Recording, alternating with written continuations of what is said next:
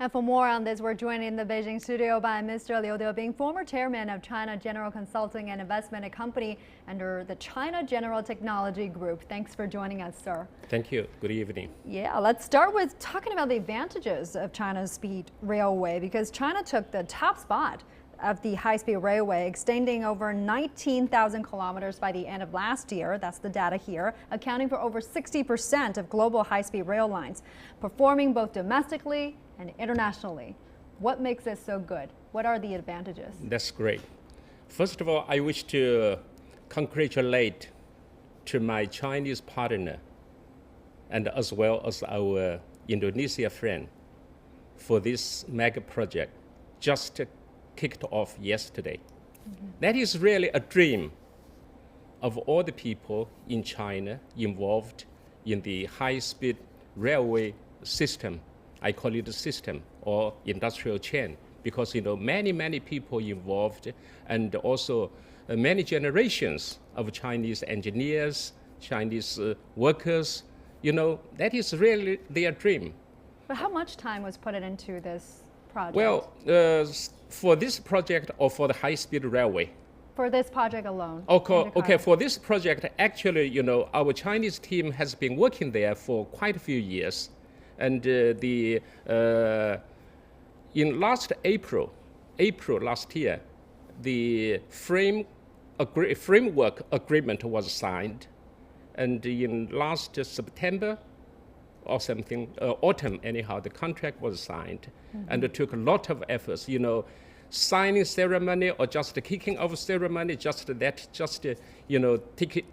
it a very short time, but duration for preparation, for negotiation, for exchange of ideas between all the parties, that is really very time-consuming, energy-consuming, need the wisdom of the team working there. I see, that should be an exciting news. But back to the question, why stand out the most compared to other competitive bidders? Oh, well, that is talking about the advantages of Chinese technology in the high-speed railway. I would say that very, very unique. China is a country, for many years. When we were handling a mega project in China, when we introducing technology from Western countries, we would also simultaneously not only to concentrate for the construction of the actual project here in China, but also try to build up our local industry, to upgrade our local industry. So high-speed railway system, I would say, is a very good example of this.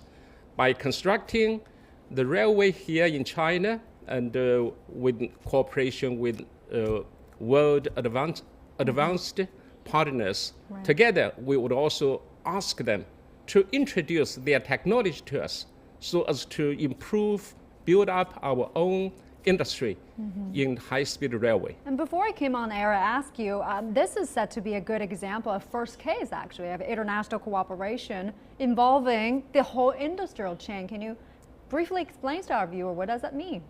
Well, it's the first case for China high-speed railway going global. Actually, but in China, we have enjoying high-speed railway, for about 8 years.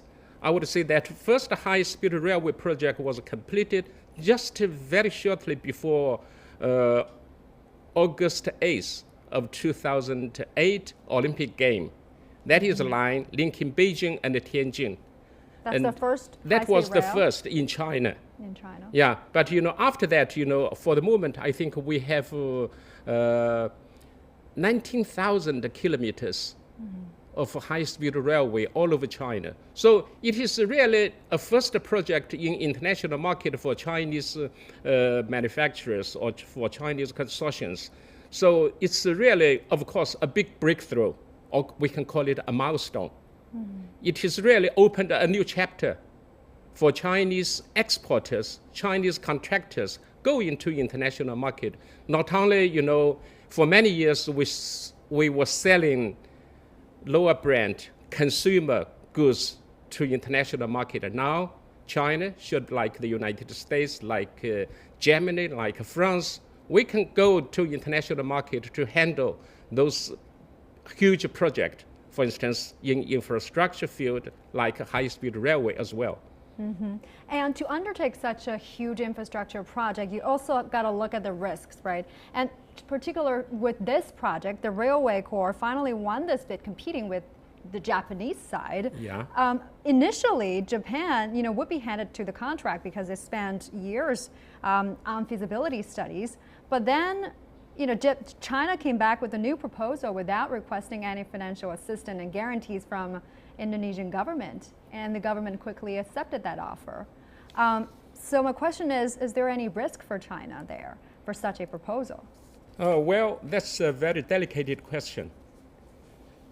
But I would believe that when our consortiums, they make this proposal in their context with their Indonesia counterpart, we should have made a very comprehensive consideration in the package arrangement for this project to work with, as well as on the long-term basis to lay a solid, to lay the solid foundation to work with our Indonesia counterpart, as well as in the Southeast Asia market. So, of course, every project, they do have some risk existing.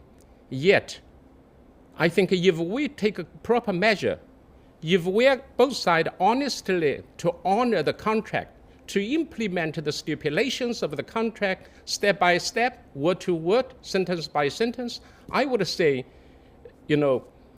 all the risks can be avoided. Now, is China eyeing more projects in Southeast Asian nations and going to speed up this going global strategy you mentioned? Sure. China, especially in the last 10 years or 10 to 15 years, we are handling a lot of mega projects in Indonesia, in Malaysia, as well as other rest of Southeast Asian nations, like the power plant, like a power plant in the coal-fired power plant, as well as hydro, cement plant, steel, as well as other turnkey projects, and highway or autobahn, or the now railway as well, like with Thailand, with Malaysia we are talking, with Singapore we are talking. I think, we have a lot of chances really to upgrade the export of Chinese commodities together with advanced technologies. So what is the demand there in Southeast Asian nations for such infrastructure projects? Well, Southeast Asian nations, I would consider like China would belong to developing countries. For the developing countries, if we are going to catch up, if we are going to develop the economy and to improve the livelihood of the people, then we would have to upgrade infrastructure first.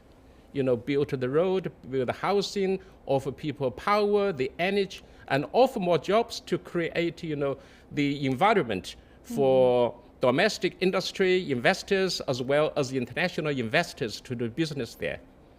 I also want to touch upon the diplomatic aspect here. The state councilor also, while visiting Indonesia, he added that the project will promote bilateral pragmatic cooperation and comprehensive strategic partnership. Do you see such a project having that much effect? I mean, how significant is this to diplomatic relations between the two sides? I do see that. In because, what way? Diplomatic relations, of course, that's a relation between the people, government to government. And if we are talking about diplomatic relations, we have to have something, in real behind, like economic benefit of the people, who are enjoying very friendly diplomatic relations. Without economic background, I think such relations would be fragile, and they should be rooted with the people involved, and by supporting each other economically, commercially, and also technically in many ways. So what are the concrete benefits that this particular railway would bring to locals of Indonesia, the people of Indonesia? Because some quotes are saying that this will bring a multiplier effect on economic growth in the region. They do. I would say new experience. New experience. New opportunity. And also, by saying new experience, I think you must have experienced in China taking high-speed railway from Beijing to Tianjin, or even from Beijing to Shanghai or to anywhere else. You see how quick now, how efficient, if you sit in the train. And even to Shanghai, you go there early in the morning, and you can have a lunch, and you have to do some work meeting, discussion, meeting with friends, and after dinner, you come back to Beijing in the same day. For Beijing-Tianjin, only about less than half an hour. So this project between Jakarta to Bandung, originally took about 3 hours or even more. Upon completion, I think by 2019, right?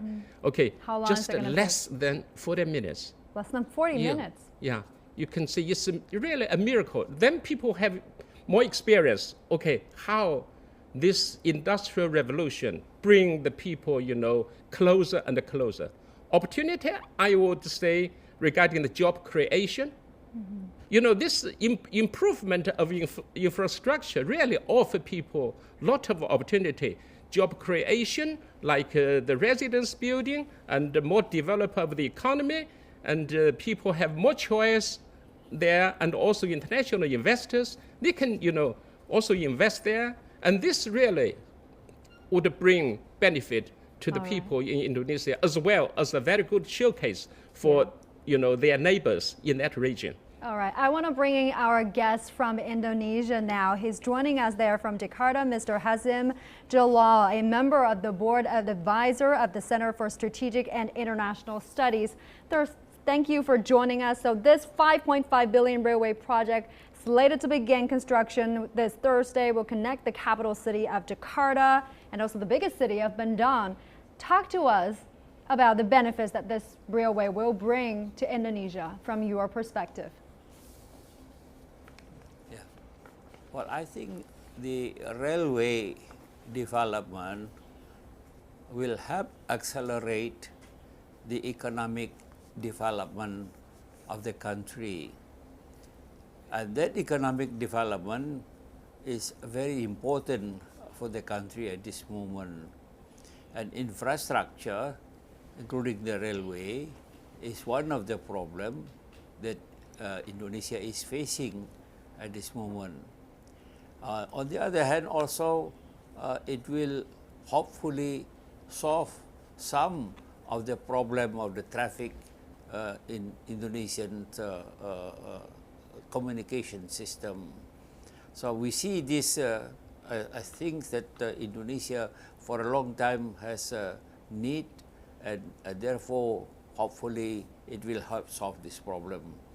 All right, Mr. Hazim Jalal, thanks for joining us from Jakarta, and also thanks to you, Mr. Ludwig.